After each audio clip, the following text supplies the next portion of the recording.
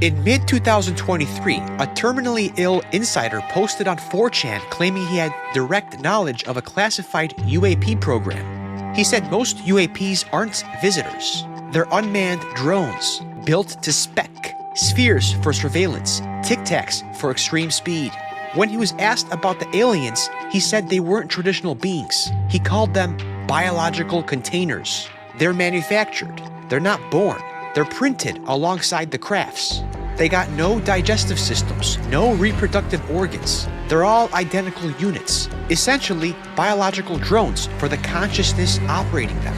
They're engineered bodies used as equipment. He said they're constructed by a mobile automated facility hidden deep in the ocean, and it relocates when it's threatened. If you approach it, it neutralizes you, then it disappears. Officials allegedly believe it's been active for at least a century. Now we gotta ask, if these are biological vessels, and they're operated by a consciousness, what kind of intelligence needs manufactured bodies? Ancient language would call that spiritual. Modern language calls it non-human intelligence. Interdimensional. Now look at the map. The Puerto Rico Trench.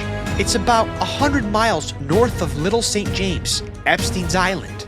Ghislaine Maxwell held a submarine pilot license. She pushed her Terramar project, lobbying control over international waters. She controls the oceans around the world, and therefore I invite my dear friend, Ghislaine Maxwell, to tell us how we can own the oceans. I grew up watching Jacques Cousteau on TV and became mesmerized with the oceans. It led to me becoming a deep water submersible pilot. About 1% of it has been explored. However you feel about the creatures in the ocean, the more of them that we have, the better. Why international waters?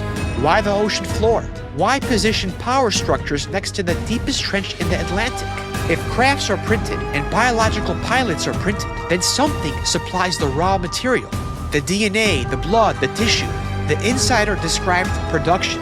He described containers. He described the facility. So the question isn't whether non-human intelligence is real. The question is, what intelligence is operating them and who's been doing business with them?